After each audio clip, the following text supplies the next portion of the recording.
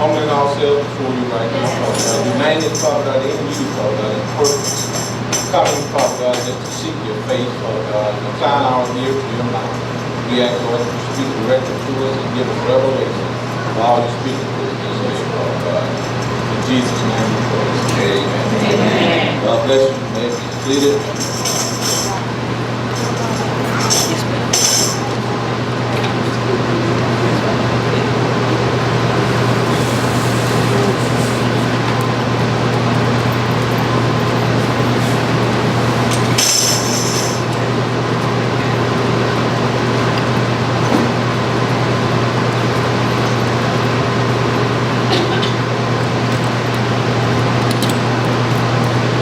Objective moving up. This is the definition I promised last week. So the 1 year.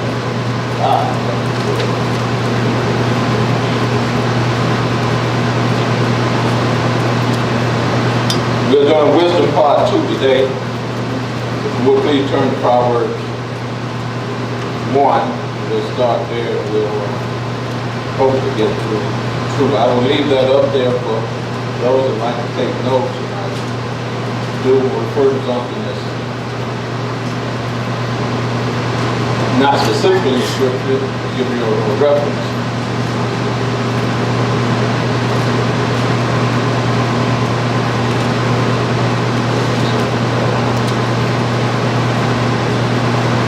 But if you pay attention to that definition, if you look at the second to the last sentence, what struck me the most about it, and may or may not strike you also, you look at the second to the last sentence, it says, true wisdom thus stems from the Lord and is applied to daily living. Amen. See, wisdom only benefits us when we apply it to our everyday life. That's true wisdom. That's the purpose of true wisdom and what it does. So when we start to teach it on, continue to teach it on wisdom, don't think this is something existential, like I'm just going to sit back and be wild, like I saw the guy on TV sitting on top of the mountain with his leg across the long beard and the robe. You know, they go to him seeking wisdom. No, we all have access to wisdom. If we are in Christ, we are God, we have access to wisdom equally. But the purpose of it is to apply it to our everyday life. Not to win arguments, not to sound smart on radio, not to write stuff that we think is irrefutable. It's to live successfully. And that's another thing that struck me about this. I'm going to review a little of it. When Solomon was writing this about wisdom, it was, if you look at the whole, where he starts out, he tells us about the purpose. I'll start there and look at verses. Chapter 1, verse 2 and 3, Proverbs 1, 2 and 3 reads, the purpose is to teach people wisdom and discipline. See, that's the whole purpose, not to teach you to get knowledge. See, we're trained to get knowledge. It's good to get knowledge. You have to have knowledge to do your job and function in this three-dimensional realm. But true wisdom is, the purpose of true wisdom is to teach us to live a disciplined and successful life. To help us do what is right, just, and fair.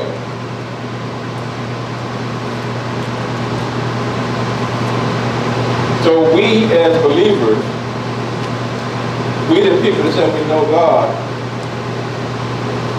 have the ability to live a disciplined life, understand the insights of the wise, and to live a successful life, and to do what is just and fair.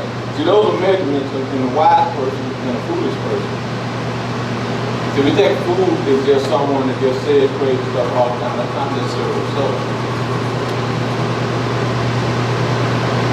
See, even the most educated person can be foolish. And even what seems to be the most simple person, the unsophisticated person, can be extremely wise. Depends on how we live our lives.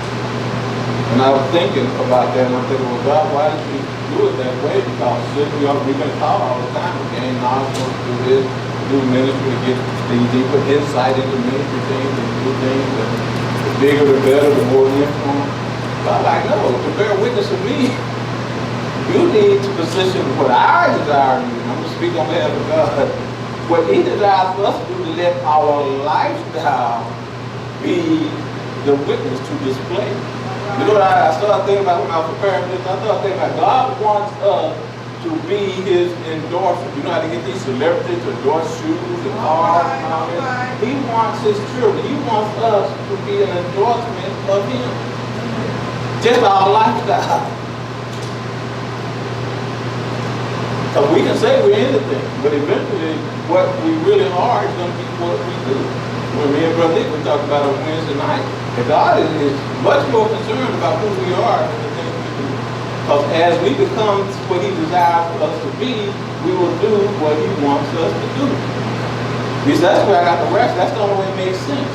Because why would God start to mold us in a certain way if he didn't want to see it on display? By the same token, if I'm not this, and I'm trying to put on a display, like we get taught to do in church sometimes to do things, it's really superficial and has no power. So true wisdom, it gives us the ability to be a witness. And in verse 7, we talked about the foundation. It said the fear of the Lord is the foundation of true wisdom. But fools despise wisdom and discipline. Fools despise wisdom and discipline. You can interpret that. Fools despise the knowledge of the Lord. That's foolish. That is how you know a foolish person does not have reverential fear of God. Not a person that necessarily commits sin. You think, oh yeah, you committed a sin, you did this, no. What we have to do is once you know what wisdom is and what wisdom needs us to do, all you have to do is look and see how other people live their lifestyle. The things they do, the same things they say. Now you can understand what is the source of this individual's focal point. What are their core values? Do their core values come from them? Or do their core values come from God? See, that's what God is telling us. But that's beginning. If we don't start with God, everything after that is foolishness. Anything that doesn't start with God is foolishness. I said it again. Anything that does not start with God is foolishness. I don't care what the person's position is in life, how much education they have. It is foolishness and it's not to be emulated by the body of Christ. I almost went on the tangent and stayed back. Okay, that was wisdom foundation. Now I want to look at wisdom warning. We're going to, I think, if I'm not mistaken, I got down to like verse 20. Yeah, I'm going to start with 20. And we're going to look at the warning. We've covered the purpose. We've covered the foundation. Now we're going to look at the warnings of wisdom. And I'm going to start with 20 and 23. Still in chapter 1. It says, wisdom shouts in the street. She cries out in the public square. She calls to the crowd along the main street, to those gathered in front of the city gate. How long, you simpletons, will you insist on being simple-minded? How long will you mockers relish in your mockery? How long will you fools hate knowledge? Come, listen to my counsel. I will share my heart with you and make you wise. See, all we have to do is turn away from anything. And I don't know if any of you, hopefully, well, probably we all have. You counsel with someone and you tell them based on your revelation of God. I'm not talking about deep things. It could be something simple as what job to take, where to live, what school to go to. It could be a lot. What car to buy, what house to buy, what clothes to where it is or where that. Should I do this and do that? And you know that you're telling them what's right, but yet they just refuse to acknowledge it. That's what God is doing. You're like, I have what's right. And you can get to a point. At any given point, if you come to me, if you listen to my counsel, I will share my heart with you to make you wise. See, there's no excuse for people in the body of Christ not being wise. To be wise, all we got to do is yield ourselves to God and His counsel. All right. Sometimes we get direct revelation, and other times we're going to get it through interaction with each other. So that's one of the warnings. God is telling us when we're out there, when we're doing things that are contrary to His desire for us, and really we live an unsuccessful life, He said, all you have to do is come and listen to my counsel. I'll share my heart with you, and I will make you wise. He said, God will make you wise. We don't make ourselves wise. Get degrees, we have degrees that wallpaper our whole house. All kinds of degrees. That won't make you wise. That make you well educated. That won't make you wise. God said, come to me. And I'm reading it out of the New Living Translation. He said, come and listen to my counsel, and I will share my heart with you. So one of the warnings is when we are out here being simple, when you're doing simple-minded things, when believers are not living up to God's standards, God said, you need to listen to me and listen to my counsel. Then I will share my heart with you, and I will make you wise. So when we reach a point we don't know what to do, if we feel like we just a glass of water, we get to consult with God, and His wisdom will be imparted to us. That's one warning, that we don't have to live in foolishness. Verse 24 here, it says, I called you so often, but you wouldn't come. I reached out to you, but you paid no attention. You ignored my advice and rejected the correction I offered. So I will laugh when you are in trouble. I will mock you when disaster overtakes you.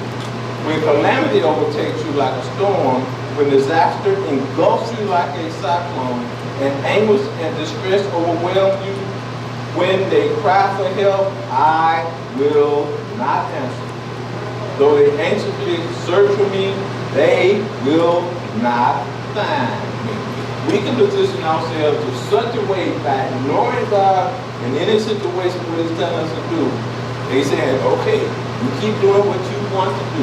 And when these things overtake you, when they overtake you, I will not listen to you. Matter of fact, I'm going to laugh at you. I'm going to mock you. And I'm going to make fun of you. And then you can get into such a situation, and I know, without even trying to raise hands, we've seen Christians not too relish in that, get in a situation that seems to get worse and worse and worse. And they're like, they try to change, they go from one bad decision to the next bad decision to the next bad decision. God, so we get to the point where you search for Him and say, you won't even find me. God said, you want to do that? I'm just going to hide and seek. God said, I told you back then what to do. Now you have ignored it. Now you have to drink the bitter waters out of it. You got to go through this entire process, but I'm not getting out of it because I was able. I presented you. I tried my best to give you revelation so you can avoid that whole situation. But since you insisted on putting yourself in that situation, God said you're going to go through every last second of it. I'm not going to bail you out. You know why? God said, well, look, I'm really going to do my thing. Oh, help me, God, I'm in the middle of this disaster. God, okay, I'll help you out. Guess what I'm trying to do? Okay, I'm going to do what I want to do. Oh, help me, God, get me out of this disaster. There's no growth in that. God said, no, I don't play that. So you listen to me and I will protect you beforehand. But if you ignore me, you're going through the whole process of whatever situation you put yourself in. This explains a lot. It's not to make light of anybody that gets to this situation. I don't relish that. But now that can give us revelation of how we can get into situations and how other people get into situations that they don't seem to be able to get out of. Because the Word tells us that so we anxiously seek for Him till you won't find Him. And that sounds, to me, devastating. You mean, I'm a child of God, and I can get into a situation where I can look for godly solutions to your problem. God said, no. No. You got yourself in this mess, and you're going to take every blow, you're going to suffer every consequence of this situation. That's one of the warnings. So we don't have to go through disasters. We don't have to live from one disaster to another, calling oneself, melting down the line. You know, like every other day, you need the intercessor to pray for something. No, God didn't hear you. The intercessor, I'm not saying don't pray, but if you don't see the results you had that you think should happen, maybe that person in a situation with God, yes, they can't find it. They got to finish the process. Now, continue on, start with verse 28. We're going to go to the end of the chapter. Verse 29. Now, God is explaining here, Solomon is writing about God explaining why we have to go through that process. Why God does what He does. For they hated knowledge and chose not to fear the Lord. They rejected my advice and paid no attention when I corrected them. See, that's really amazing. It's like God says, this is disaster, and we just keep, it's like walking through a battlefield, and like, God said, okay, everywhere you step over there, landmine's going to blow you up. Now, you won't die, but it's going to really damage you. You're going to be really hurt. Okay, God, I'm going to go through the landmine. Boom, get blown up. And we keep going away. God said, okay, now you need to go back to the beginning and come back to me and go where I told you to go. No, God, I think I'll continue on. This is another, okay, take 2 more steps and we'll step on another landmine. You know, we're out there body part that get blown on. Spiritually, that's what happens. That's what God is telling us here. We paid no attention they rejected his advice and paid no attention when he corrected them. See, God will tell us when we get into a situation, and I tell you, when the first phase of any situation is about to go bad, God go contrary to God. God is telling you, hey, let someone tell a person, say, God trying to tell you something? When it starts, because God desires for us to understand, when it's wise, he desires for us to have success. He desires for the outcome to be what we desire to be. Because it's lined up with his desire. When we start that first step or something stuff go bad, like, oh, wait a minute. I know in the army, we call it real mark. I mean, you need to go back to the opposite direction. Somewhere or another, I have gone wrong, and I need to go back to it again. So God's saying, this is why we go through things. Verse 31 said, therefore they must eat the bitter fruit of living their own way, choking on their own schemes. See, it's so easy for us to stay out of trouble. It really is. We can actually prevent disaster from coming from in our personal life, based on decisions we make. Seek God, and guess what? Me personally, I don't get revelation what God's saying to do. I need to stop. I need to cease work until I get direction from God and I go out on my own. Because here it tells us if I go the wrong way, I've got to eat the bitter fruit and live in my own way. Verse 32 says, for simpletons turn away from me to death. Fools are destroyed by their own complacency. But all who listen to me will live in peace, untroubled by fear of harm.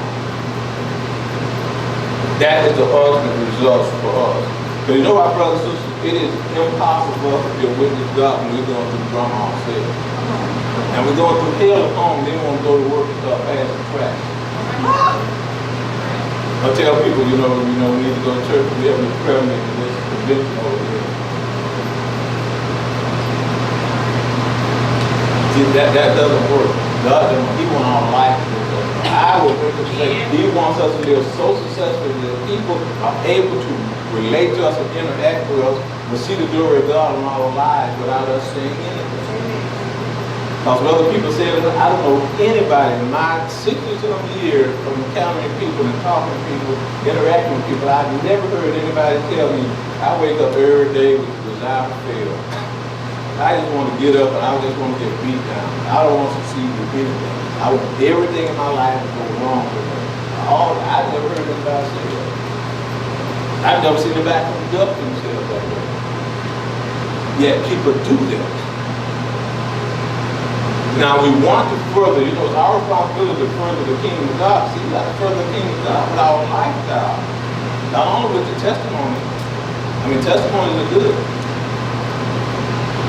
But if that testimony doesn't line up with your lifestyle, then it loses its effectiveness.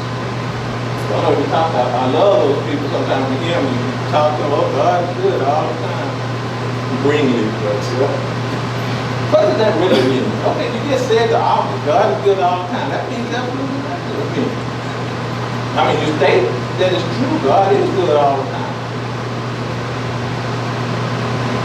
But when you're out here living, when you start to look at people's context, you see that they get an interaction with the boss or the co-worker. Nobody wants to hang out with them because they're so unpleasant. They don't have anything edifying to say at any time. When I talk about scripture, I'm just talking about being just difficult to be around. Some people want their way. No matter what goes on in the workplace, they're going to continue.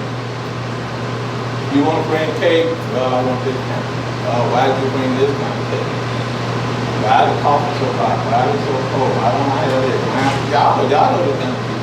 It is never anything edifying comes out of their mouth. What kind of witness is that? That's not wise. That's not successful. Because successful is living a way to draw people to the Christ in you. We think we're drawing to others. No, that's not. We are to draw people to the Christ in us. That's what truly draws them. Christ is if I be lifted up, I will draw them. But see, for him to be lifted up, that means we have to decrease and be down, or submit ourselves to him, so that he is the source. He is what is seen. Because you see people endorse a product, they don't talk about themselves, they talk about the product. Okay. It's always the product. The product is Christ. That's all we should be talking about. We have the ability to endorse Christ without even having to say Christ. All we have to do is be Christ-like by being wise. Know when to talk, know when to be quiet. Know when to get angry, know when not to get angry. Know when we do get angry, we are not to commit sin. So sometimes we get these unrealistic expectations as a Christian. I'm just supposed to be humble and just the world. No, that's not Christ-like. But Jesus saw a situation, he couldn't take it anymore. He walked in the temple, saw them up there running the stock market, the money changed like Wall Street, and he's like, no, wait, no, this is my Father's house, this is the house of prayer. So everything that's not in line with my Father's house needs to be, I'm going to correct it. Now, I'm not saying anybody go to work and attack all the people do. But understand that Jesus is not, he's not a passive king. He's not presented. He doesn't have this, these passive, tranquilized, neutralized, neutered, unaggressive disciples. We are to be wise in our approach. That's one thing we like about the military in ways that we do. I live in special ops guys. They go in and execute the mission of the president, think that's the king, without anybody actually knowing that they were there. They don't even know who did it. They know something happened. See, we can do that in the workplace. We don't have to talk about Christ, pull out, 10 Bibles and references and comport. Yeah, let me get my Strongs out, let me go out to the club and pull this out. And we don't need to do all that. We just need to seek wisdom and let that wisdom flow from us and all. I guarantee you, it will change people's lives. It will change their concept of people. And guess what? When they get in tough situations, they will come to you and want to know, what should I do? I know a lot of them just already, maybe all of them just already have. They're not coming because, they think you're so wise. I think you know everything. But no, it's because your life has demonstrated success to me. I'm there to follow and I want success. So I need to know, Brother Nick, Sister Eve, I need to know, what did you do? How did you handle this situation? I'm looking at these, I have to make these choices about this situation. What did you do when you went to that situation? Or what did somebody do to know you? What does God say about it? Now, it can be times you so in the word what you do. I'm not saying not to do that. But our wisdom is to position us so people will come and see you. God wants us to be wise for it. So we'll draw people. I'm going to transition right to chapter 2. Because wisdom has benefits. We're talking about discipline. A lot of people, you think when you start talking things about discipline, submitting yourself to this, reverential fear of God, okay, here we go again. You got to be burdened down. It's all messed up. Sometimes you think, these words, I don't do this. And one connotation we hear a word like this when we come instantly think, okay, I was undisciplined in this area. But think of wisdom this way, that it is an ongoing process to seek God's way of doing things and to live in accordance with what we got revelation of. God's way, because he desires for us to be success. Keep looking at the definition. That's why I put it that way. It says the art of being successful. So wisdom doesn't happen by accident. It's an art form. We practice it. It's like anything else. It's like to be disciplined. There are benefits to being disciplined. I just made one analogy, and I'm going to take a deep one here. This is short. I know my first time I was a first sergeant over in Korea, I wanted to set a higher standard for the entire unit. And I always made good PT scores, something like high 280s, 290, maybe a 295. But I just felt compelled, I must match people. Nobody said you have to do it, but you're not required to do it. But at the first time, I want to set an example. I want to set an example by not what I said they should do. I want to set an example by what I did. So before the PT test, I started out, and I could never master sit up. So I would go to the gym virtually every night and do anywhere from 150 to maybe 300 sit-ups on this incline. Was that easy? No. Did I like doing it? No. Was I enjoying it? Oh God, I can't wait to go and do all these sit-ups. No, that's not the way it was. But I had to think about this is the plan to be able to show them perfection on the PT test. To be able to achieve this plan, I got to discipline myself to exercise above and beyond every day. And I did. I see other performing NCOs smiling, but I'm sure you all went through that process. When we did things to discipline ourselves to show an example to someone else. One day I believe that I'm not going to require ask any soldier to do anything that I want to at least try. Hopefully I can do it. But I did. I only made 300 on it. So now, I told them, I was out of school. I'm older than all of you. I've met my people there. Now you come on up to the See, as believers, it's the same way. There's certain benefits to discipline ourselves. We're going to talk about some now. So don't think of discipline as a bad thing. Discipline is actually a good thing. Because then we can become what we need to become. See, it shouldn't be anything. The word undisciplined and Christian, they're oxymoron. They don't fit together. A true believer is disciplined. So starting with chapter 2, I'm going to start with verse 1 through 6. Now, we're talking about the benefits of wisdom. And it reads, I'm in 2:1. It says, my child, listen to what I say and treasure my commands. Tune your ears to wisdom and concentrate on understanding. Cry out for insight and ask for understanding. Search for them as you would for silver and seek them like treasure. I'm going to stop there for a minute. This is how we are to pursue wisdom and understanding. It says, search for them as you would for silver or precious metal. I don't know if you watch some TV shows, a lot of people like, I've seen the gold rush, how they digging and stuff. I mean, it is a labor-intensive process. Those people, they go out to see precious metal. It is not just walking around picking it up. So we understand wisdom is going to take discipline. It's going to take us. This is why we have Bible study. This is why we have the morning service. This is why we have A-Watch. This is why we have Band of Brothers. This is why we have things to interact with all we can to see this political effort. See, another thing, another word, another oxymoron to me is lazy Christian. There's no such thing as a lazy Christian. I've not known, and y'all former soldiers, let me know, especially you brothers, Sister Light, I'm here. Have you ever known any soldier that just came and did it, or I always feel like it? I know there's a war going on. I think I'll just chill out in the tent. I'm just going to stay here. I don't want to participate. I don't want to be in the war today.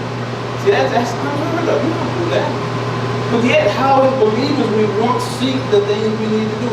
We're fighting a war. We got intel we need to get to go out here and present ourselves, yet we want to discipline ourselves to what we're supposed to be.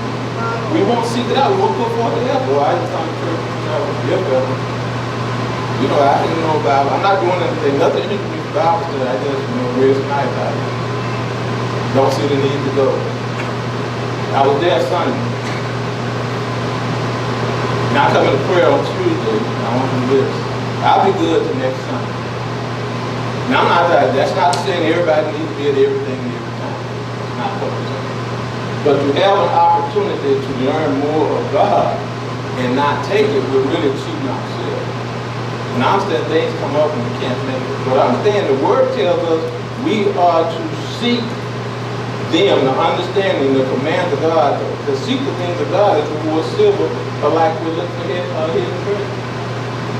And you see those shows, sometimes you got to look for something ships. I saw one where some Spanish ship went down with millions and millions of dollars of gold coins on it. I mean, these guys going out there, they got all kind of ships, they got all kind of equipment. They're out there like putting forth the maximum effort to find this. So we need to do whatever we can do. We should let nothing interfere with us seeking more of God. But I believe once I get all I can get that God intends for us to get and all He intends for us to do, we transition on out. It's time to go. Okay, you graduate. You know, kind of like Kung Fu, okay, you got to leave the temple now. That's all. And we do, I know I don't make light of that, but it's no excuse. We don't, level off. Like I got my PhD in churchology, so that's it. I'm not coming on right. No, it never happened. We'll be seeking. It says, once we do this, verse 5 says, then you will understand what it means to fear the Lord. Now that's amazing that he says that. God, you got to put forth all this effort just to understand what it means to fear the Lord.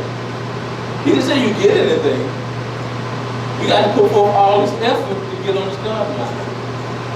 Because you understand, back in chapter 1 it told us the fear of the Lord is the beginning of wisdom. So we have to diligently seek God just to get the understanding of the fear of God, to know how to pursue from being on. So to get to square one, we have to diligently seek it. And I think that could be a problem in the body of Christ. But some people think they're seeking God and they haven't even reached the starting line. Just go to church, you don't put forth that effort. I just want to go in, not make any waves, give them money, take them, look at the record, so they know I did this and I was there, whatever. Those people get caught up in it. But we don't get to the point where we diligently seek God, but whatever way we do. I know a lot of people have perfect devotion to do this, but there are ways of doing it. But it's an attitude toward the things of God that we got to have, that this is going to be first and foremost, and nothing is going to hinder it. Some people may teach you need to do a devotion every day. I don't personally see anything wrong with that. But that can turn into a religion, because doing devotion doesn't necessarily mean seeking God. It's actually, to me, I mean, everything I get from God, I need to put it into practice. Now that I have got some degree of maturity, now I'm going to give you something else. Now I need to put this into practice. So it's a learn-do process, not a learn process. Like, that's what I was supposed to get so filled up with what they perceive to be spiritual knowledge. You know, their spiritual head gets so big, their body can't move it. So they don't do it. They don't become anything. Something like that character in Teenage Mutant Ninja Turtle, just a brain flying around in some machine. And you talk about Christ, you talk about things about it. When you do it, you live on time, that kind of do it. I'm talking about it. And does nothing. You may have to do something. I'm going to do nothing. But see, you can know that because that's not a successful life. All you are there is spiritually pumped up. Those who will actually, a person like that will become just like the Pharisees. The Pharisees knew all that, and they looked the part, and I'm sure, but they had what Jesus said. Y'all like dead man's arm. Y'all walk around here with a walking dead. And he told them, you are from your father, Satan. So that's what happens when self-deception comes on. That's why we have to rely on getting that wisdom of God so we can do the things that please to God. It's a return process. It's like a flow chart. God gives us this for us to become this, to return to Him to give us more, become wise, and we put it into practice. He wants to see what He told us in practice. He wants us to seek Him for everything He wants to do. And to know. Because He's right there just waiting. He's just like, okay, just come. I'll do that. You take the test. You want to know the answer to that? I am the cheat sheet. I already have the answer, and I want to give the answer to you. So that gets us where we know what it means to fear the Lord, and look at the rest of verse 5. And you will gain knowledge of God. In the definition, it says, this is what the prophecy is, the last sentence.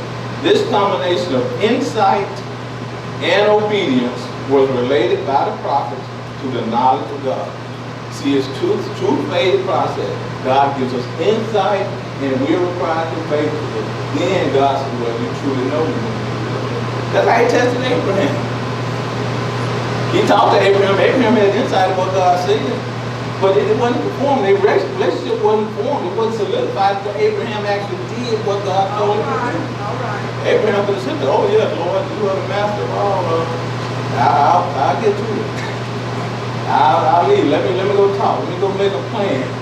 I gotta go get an exercise. You know, I planted these vegetables. I have to wait for them to. I want to wait till my child gets this certain day. Now I gotta go talk to my wife. I want to talk to my father-in-law. No. You understand what I said, but you're not doing it. So you don't know me. That's what's confirmation to God. You only know me if you get insight of what I say and you are obedient to what I say. Without that obedience, there's no knowledge of God. And that, I'm going to say it again, without obedience, there is no knowledge of God. That's not according to me, that's according to what his word said. It takes insight plus obedience to show that we truly know God. And this is what it says with it. Once we submit ourselves, once we go after wisdom, go after the things of God, then we will know God. And think about that. That is important. Because we get in situations, I'm telling you, when Satan comes upon us, to try to come upon us, but he can't come upon us. He's always out there going through and forth. But if you think about this, in a spiritual sense, what we're doing, we're walking around, we're members of this kingdom. But our kingdom of life is always under attack by the kingdom of darkness. And we have to be able to identify who's the king, who's the master of our kingdom. So it's a two-phase process. First, by being obedient to the things God do, the kingdom of darkness, look, well, that person is walking and doing what God says do. So guess what? I have no right. I have no ability. I have no authority to launch an attack against them. Because for me to launch an attack against them is launching an attack against God. And that did not work out well the last time we tried that. So demons are going to stay away from those that are obedient and stay in the obedience and walk according to the precepts of the kingdom of life. Now the other side of it is the kingdom, those that don't obey. You know what that's like? That's like straying in enemy territory. Anybody watch The Lion King? You watch when Simba went out there in that graveyard and them 3 hyenas came at him? They're like, oh no, you done left your realm. You're in homie land now. Spiritually, that's what we do. When we disobey God, there's no benefit in it, and that's why the enemy can look, oh, you left the kingdom. I've been waiting for you to do this. Now I can launch an attack. Because God is not over here to protect you. See, we can't take him over there. God said, no, I am going to protect you in obedience to my word and precepts of my kingdom. I have full authority over the kingdom of darkness. But when you go over there, you won't know them alone. And if you read back up to what he said, you know, God, well, I'm asking you, because I told you not to go over there. And you went over, don't tell me to say stop this out there. You went over there, and guess what? You gave these authorities to stop this out there. Kick your head up and get back in the kingdom of life. Oh, wow. I forgot where I took off. Oh, we would gain the knowledge of God. So there's benefits to the will, to exercise and getting the will. I'm going to go on. I'm going to take about 10 more minutes to get out of here. Verse 6. Did I read it? Yes. But for God grants wisdom. From his mouth comes knowledge and understanding. You know that. Okay, let's look at another phase of the benefits of wisdom. But no, I should read 6 to 10. Y'all forgive me. Okay, we find the knowledge of God. That's the first point. 6 to 10. For God grants wisdom. From his mouth comes knowledge and understanding. He grants a treasure of common sense to the honest. He will shield those who walk with integrity. He guards the path of the just and protect those who are faithful to him. Then you will understand what is right, just, and fair. You will find the right way to go. For wisdom will enter your heart, and knowledge will fill you with joy. The verse 9 says, once we do all these things, once we incline ourselves to God, he will understand, we will understand what is right, and what is just, and what is fair. Once we become wise, we get revelation of what is right, what is just, and what is fair. In other words, we learn these are the parameters, these are the things, these are the right things to do. This is the right thing to say in this situation. Always. We don't have to guess about it. When we don't have that, because we don't have our ear trying to God's mouth. If we do, then God will tell us what is right, what is just, and what is fair. So we have the ability to know what to do when to do and how to do it. All the time. It never turns off. Never turns off. It says, and then once we do that, then wisdom will know our heart, and knowledge will fill us with joy. Anybody ever like to take a test, be struggling for an answer, and then, maybe the last moment, or something, you get revelation, oh yeah, I remember reading that page, there are a lot of professionals here, and I know you have to take licenses and stuff, and go through those certifications. I know something, sweating bullets, and then boom, that answer comes, like, oh yeah, thank you, God. You get really happy when you hear that, when you get revelation. But it's the same way in life. When things are going on and we get that revelation of how to conduct us in a way that we go on with God, it fills us with joy. Those are to the truth of wisdom. But sometimes Christians seem like they just want to win the other. So you can start some hot blood issues. I think y'all know how I'm not good. You can start hot blood issues, some believe and you go on and on and on. They give you a dissertation, they argue a whole work day about some issue. Why we should do certain things, why this person should be in that office. Totally mad. They're not God, so it's not really that important. So let's look at more benefits here. Look at verse 11. 11 to 15. So we can get knowledge of what is right and what is just. So as believers, when we arrive, we have no excuse to know what is right and what is just. We have no excuse to mistreat people. We know what was right. So when we do things that are wrong, if we're a believer, that means because we're not listening to God, I'm just doing what I want to do. I know I'm supposed to be listening to understand and not to do right. I'm supposed to treat you this way, but I really didn't like the way you looked at me on Easter Sunday back there. So I'm going to try to get you back. See, that's crazy. We wait for an opportunity to try to get quick and interact with each other, have a broken relationship. But we don't get over it. They call it passive aggressive. I don't really like the way you did, so I'm not going to do this. You didn't come to my event, so now you invite me something, I'm not going to come to anything. I'm like, well, I thought there's time to get there, but if you talked to me, you would have known I was like 5 states away. So now you're mad at me about something I didn't know what you're mad about. So I better let that one go. I'm looking at these heads, a lot of people are experiencing that.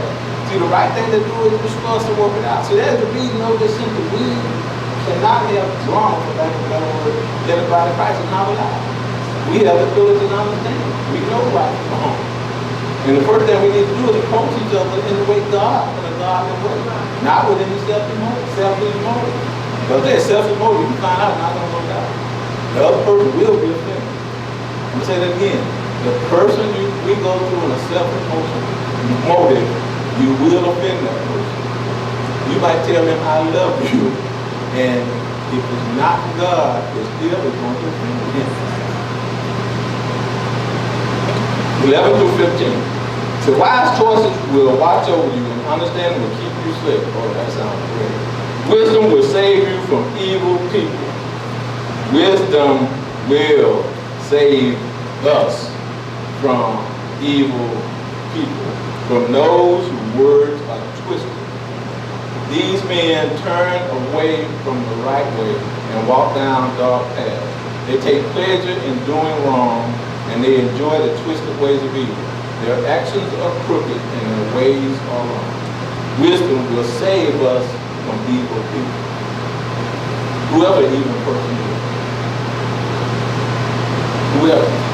So if there's this fictional congregation where this pastor all of a sudden said you need to sell everything you got and give it to him and go move down to the jungle in South America, and by the way, you're looking around and all of a sudden all the elders and deacons carry AK-47. They making up a batch of purple Kool-Aid. Somebody's life are off. Somebody's life is serious. So, I'm going to let that one go. But I always wonder how we get in a situation where we do something unwise. Because wisdom saves us from evil people. So if somebody's in the congregation of evil people, and I've just been congregating in this group, and you always complain about it, it's not applied to the workforce. Because sometimes you got to work where you got to work. But I'm talking about personal choices with evil people. We're made aware of people. We know. I mean, think about it. The benefit of being in the body of Christ if we gave their good people.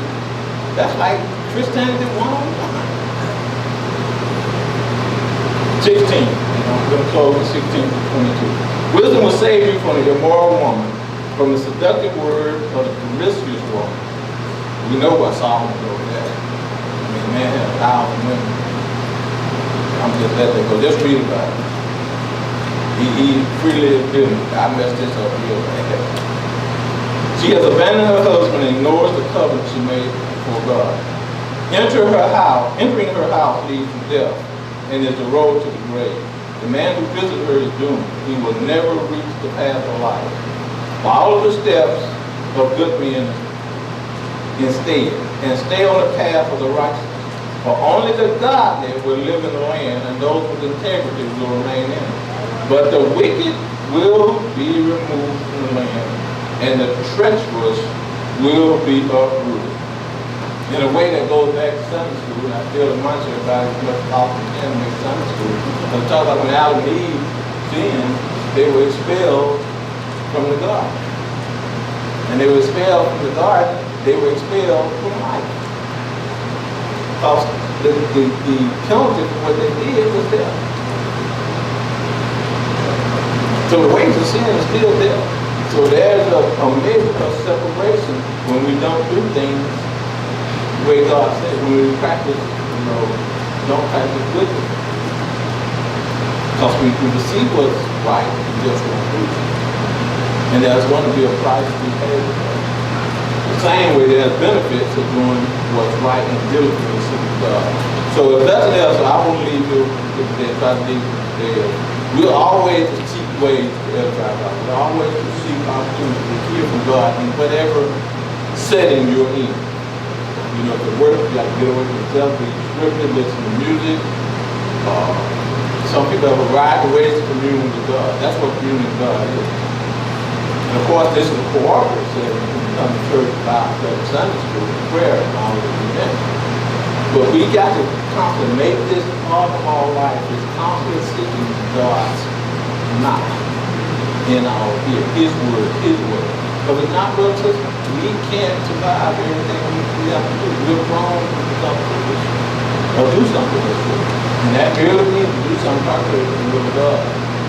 But if this honors God, it's not a good endorsement of the Christ. I see what you did. That's not good.